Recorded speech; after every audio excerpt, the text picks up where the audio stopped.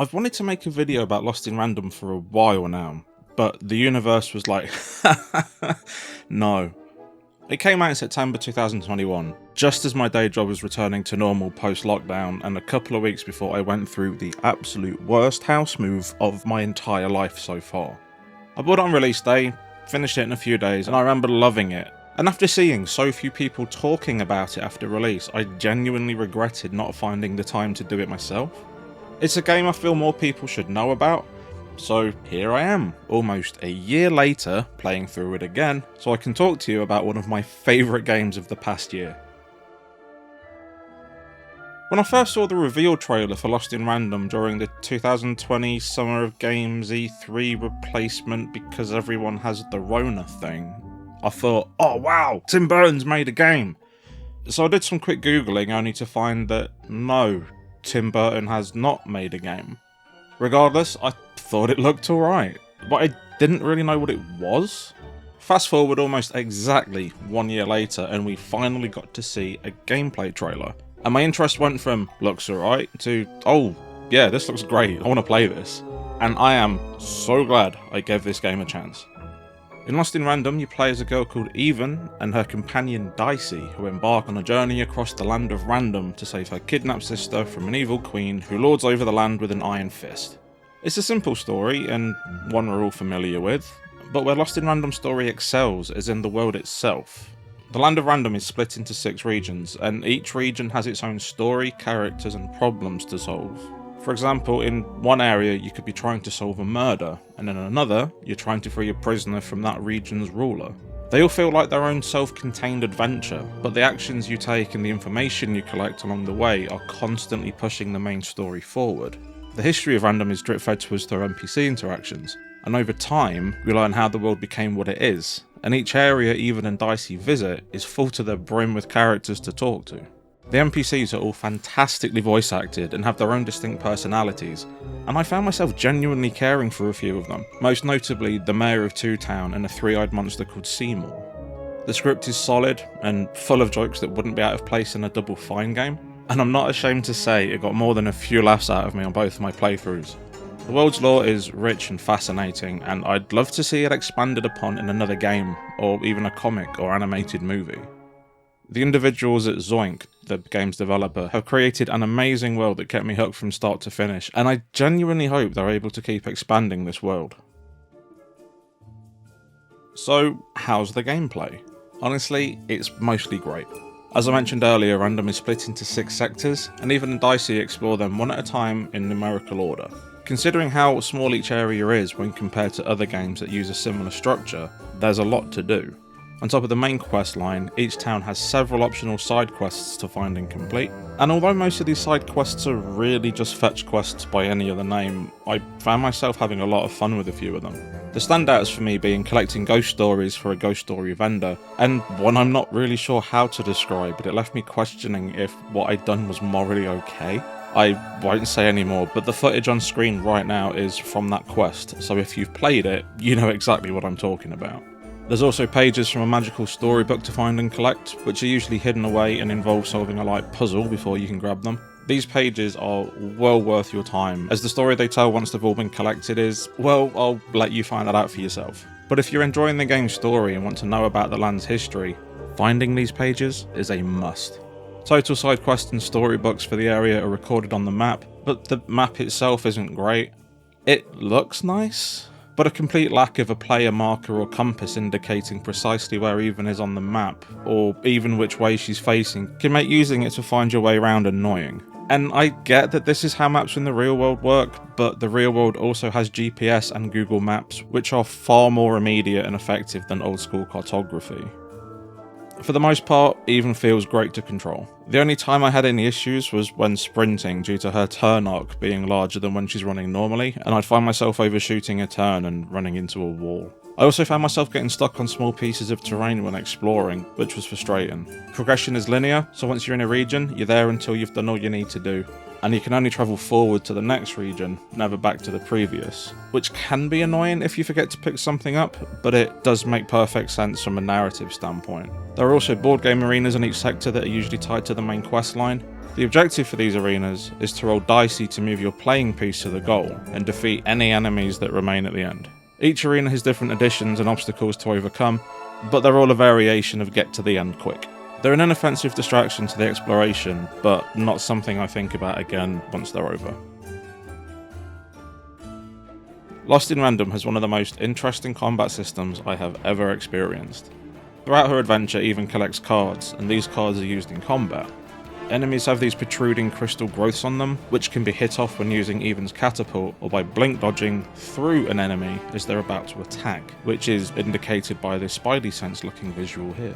The enemies then drop crystal shards, which are then used to charge the deck and draw a card. Enemies also drop shards when defeated, but in my experience you yield more by actively knocking the crystals off them. Once a card is drawn, it appears in Even's hand, available to be played, and after several charges she'll have a full hand to choose from.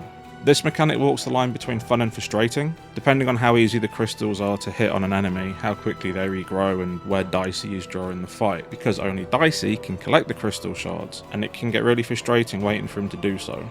He can be directed with the shoulder buttons, and Even can call him back to her, but that's several more button presses to focus on when you're already trying to hit enemies, dodge attacks, knock crystals off, and waiting for Dicey to do his job can break the momentum of combat a little bit. Even can then throw Dicey, freezing time and entering the dice dimension. Depending on what number Dicey lands on determines how many card tokens you get for that hand. Each card shows how many card tokens it needs to activate. For example, if you only have one card token, you can only play a card with a 1.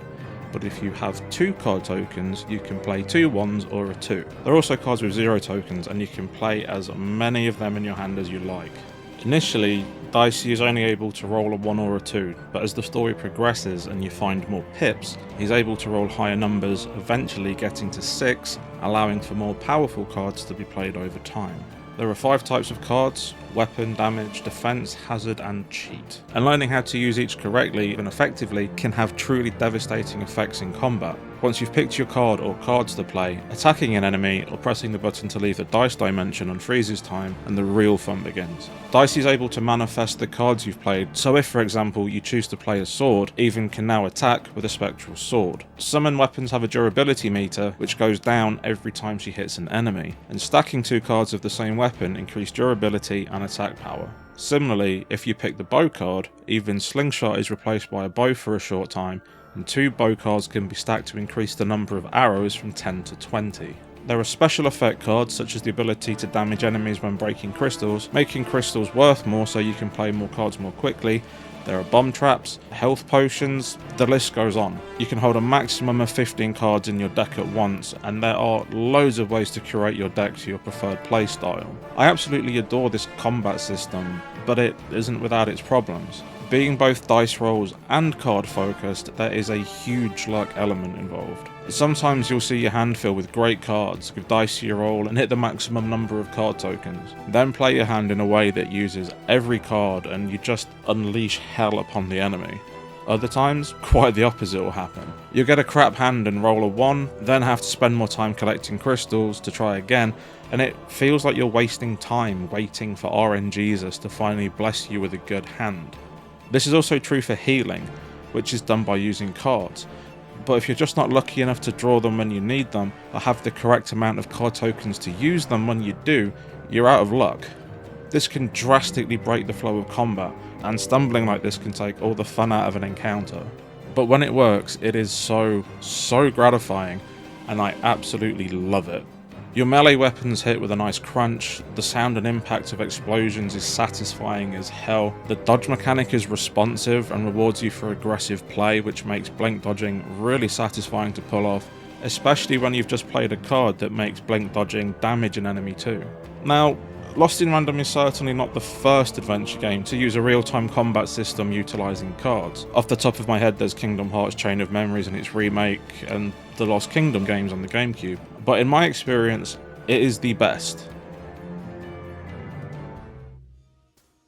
New cards are obtained by completing side quests, but mostly they're bought from Manny Dex, the card merchant. When you first use Manny's shop, You have to choose one of 3 packs to open, adding 5 new cards to the store. Each card has its own price, and buying cards fills up the coin counter on the right of the screen. Once the counter is full, you have the opportunity to pick another booster pack and restock the store. There are 12 packs in total to open throughout the game, and at the risk of sounding greedy, I could have done with a couple more weapon packs. Occasionally, you'll receive a golden pin, which can be used to hold a card in your hand and use it on another turn, which can alleviate some of the RNG problems in combat, allowing you to pin healing cards to your hand, etc. There are 4 golden pins in total, and they make a huge difference in battle when used well.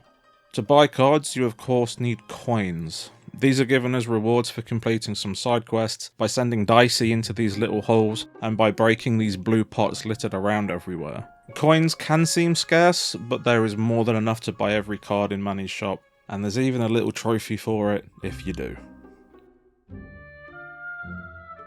You've probably noticed by now, but Lost in Random has a very Tim Burton and Henry Selick inspired visual design. It tightrope walks between heartfelt homage and blatant plagiarism with as much skill as Philippe Petit, and honestly, I am all for it. Being the aging goth that I am, I absolutely love how this game looks, and it blows my mind that more games haven't used this twisted claymation aesthetic. It's not like Tim Burton's doing anything with it anymore.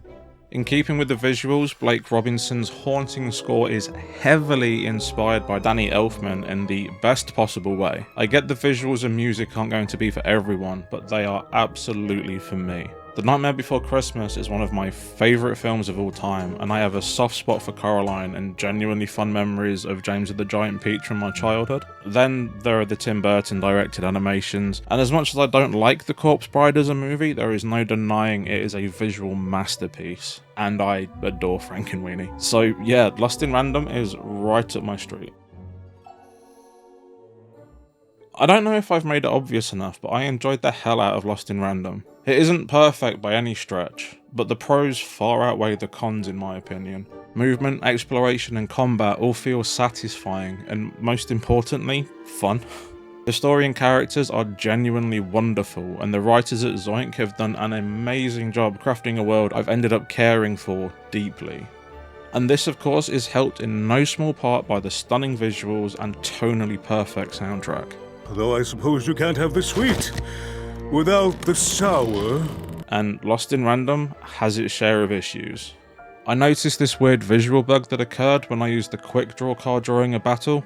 The visual effect didn't disappear after the fight, so I even was running around the place surrounded by a spectral glow, and it stayed like this until I exited to the main menu and reloaded my save. At around the same time, there was a weird visual bug on the coin counter that thankfully eventually sorted itself out. And as much as I love the visuals, there is some really odd lighting in places that just looks nasty. It's littered with audio issues too, like harsh changes between gameplay and cutscene, narration cutting out early when an invisible line's crossed, subtitles not matching up with what's being spoken, and there's a part near the end of the game where several vocal tracks all trigger in close succession and talk over each other, and it just becomes this horrible wall of noise. And I wish there were more enemy models too, because as good as the combat is, fighting the same 5 or so robots for 15 hours can get tedious. And by the end of the game, the fights were more of an inconvenience than the fun skirmishes they were a few hours before. But now I'm just nitpicking. Despite the issues I mentioned, Lost in Random is still a fantastic game, and I recommend it to anyone who enjoys story-driven adventure games. It's available now through EA Play. If not, it's $24.99 on console and currently half price on Steam at time of writing this script, and to be honest, if you like the look of it, just buy it. It's a perfect 12 to 15 hours long and totally worth the asking price, and it's very important that we support indie devs so we can keep getting games like this. And I'm terrible at ending these things, so yeah. Thanks for watching. I hope you enjoyed the video, and I will see you next time.